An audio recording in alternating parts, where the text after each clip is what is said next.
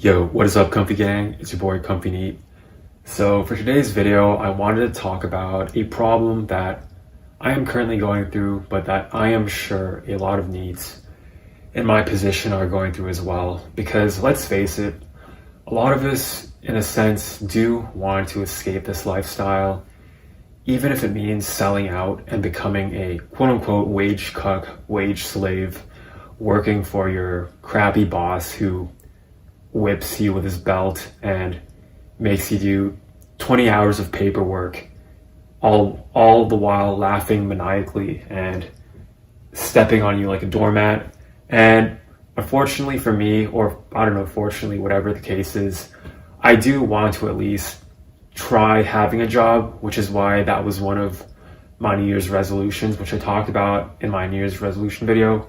But one of the biggest barriers to this that I'm sure a lot of NEETs in my position are facing as well is that we have to hand in resumes to get a job essentially. And guess what the problem is? I have a big gaping hole in my resume. And I'm kind of shitposting when I say it like that, but it is true that throughout all my life, I have literally only worked one job officially. No, it wasn't even official because it wasn't on paper or anything. It's not like I signed a contract or got paid an official paycheck. The only work experience I can say I've ever had is that I've worked at my cousin's bake shop for the weekend, which I also talked about previously. But yeah, that's pretty much all I've done. I basically worked for 2 days. And after that, she never hired me again. I guess mostly because she already had the staff and she probably didn't want to have to train me, and maybe she just thought I was incompetent or something. But the point is that, well, what the hell do I put on my resume? And the reason resumes are so important is because although ideally, in an ideal world, people or businesses should evaluate people purely on the merit of the work that they're doing. I guess the fact of the matter is that most businesses don't really have the time to sit through every single candidate and audit every single one of them, audit their performance, train them from scratch. And not only that, but most businesses are looking for people with work experience who have worked several jobs, I don't know, maybe so that they know that these types of people are the more obedient kind. That could be part of it, but more realistically, it's also, a lot of it has to do with businesses wanting to find people that they don't have to train. They want to find people that they know have worked in a work environment before, because in my opinion, most work environments are pretty much the same. The sort of grind, the hustle, having to clock in on time every single day. The paperwork, sure, it's like there are differences between each sort of field, but at the end of the day, the pressures and the social environment and the social dynamics between worker and boss and co-employees and everything are pretty much similar between most jobs. And then you also have the fact that many jobs, because of the whole not wanting to train your employee aspect of it, are really looking to find people that have had work in pretty similar fields. So let's say you want to work at the kitchen of Wendy's.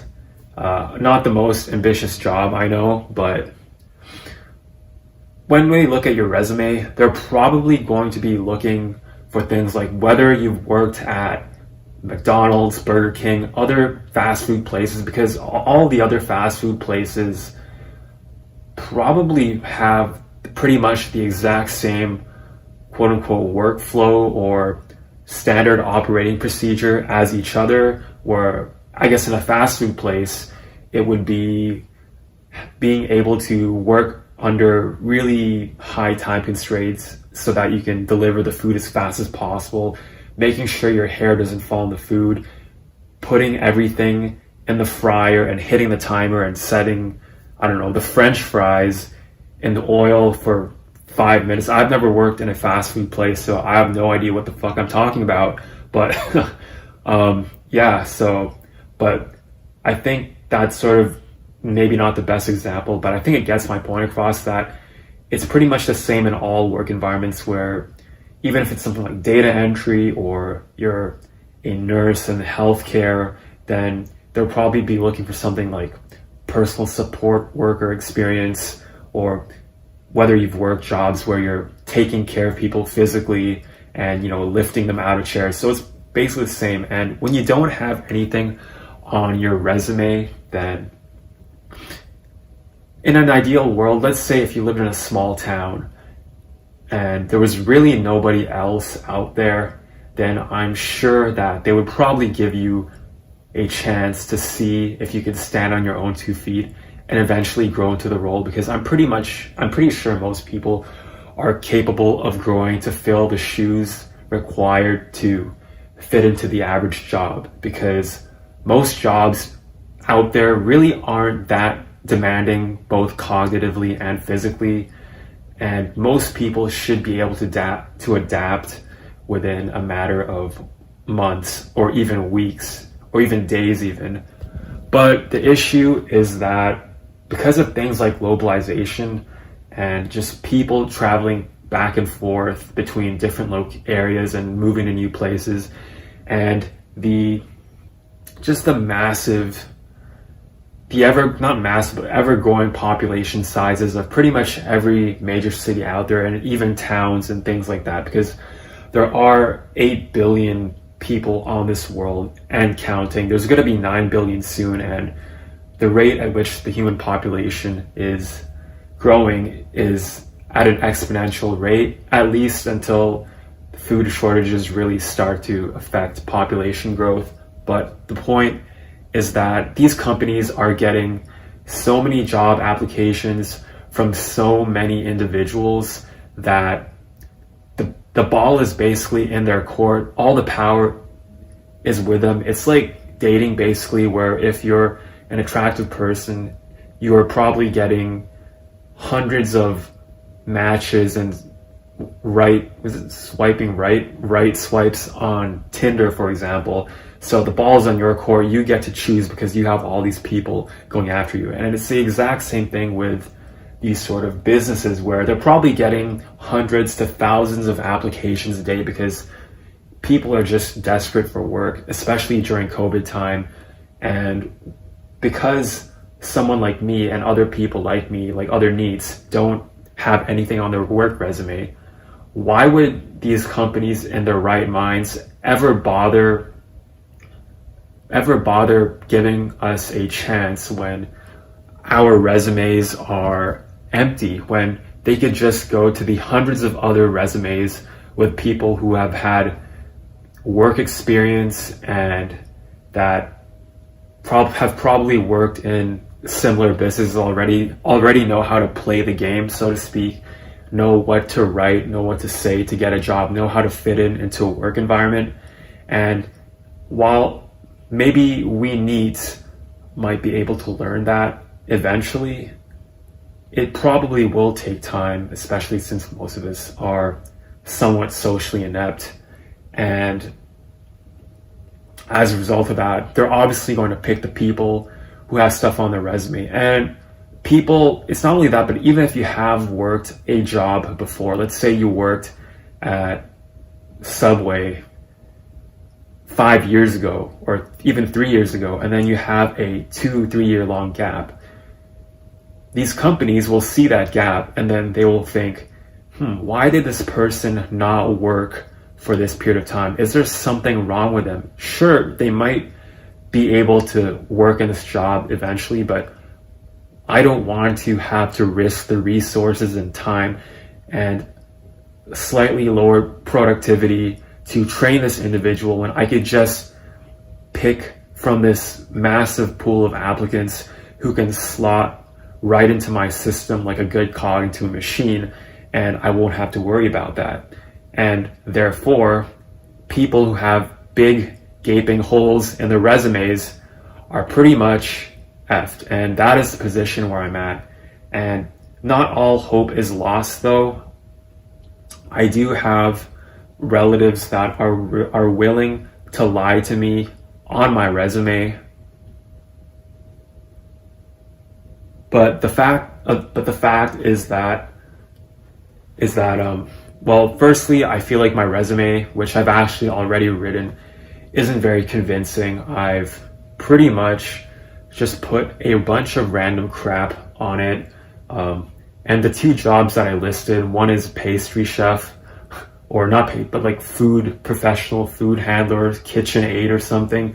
And the other is creative writer, because that's essentially what I was doing for my aunt under the table. But the thing is, if they ever decide to audit me and look into what I was actually doing, then it would just become a whole inconsistent story of lies and deception. And I'm pretty sure that they would see through that. So it's like, why would they want to deal with that when they could just pick someone who has the right criteria for their job search? And also, the fact of the matter is that both of the jobs that I picked could not be more unrelated to each other, as well as to the things that I want, at least in my ideal job, some sort of inside office space. Like, I don't have any data entry or whatever job. I don't have any retail experience. I don't have any, whatever experience that would get me a decent paying, quote unquote, average job. And so therefore, even if I do hand in this resume, I'm not really expecting anything great. I am thankful though that they are willing to, I guess, quote unquote, be my reference and fill that role. So I have managed to sort of, I guess, lie about my work experience, but hopefully that is all that it will take for me to get a job. But then again, is getting a job even that great? I personally think it'll be a crap time, but the only way for me to find that out is to essentially go through it myself. But anyways, yeah. And this is just purely talking about, quote unquote, resumes for jobs. There's also things like resumes for various aspects of your life, because a resume is essentially a story about your work history, and we honestly have resumes for multiple areas of your life. For example, social media is a resume of your social life and your social experience. Then you have things like the stories you tell other people. So that could probably be a entirely different topic for another video. But anyways, that's all I have to say for now. And as far as getting a job goes, I'm not too hopeful. If you guys really want to hear me read aloud from what I wrote in my resume, maybe just let me know in the comments or something.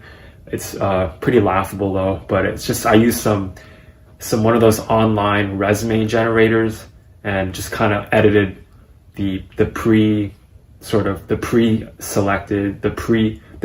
options basically, and just kind of changed it up a little bit. But that's pretty much what I'm using, because I don't know if there's any way to make your resume unique, because if you try and sound too unique, you probably sound like a try-hard or something, and just comes across as really corny and as if you have no idea what you're doing. I'm sure these sites probably know what will work in most resumes or what has the most success, but I'm rambling at this point. So if you like this content, make sure to hit the like and subscribe button down below.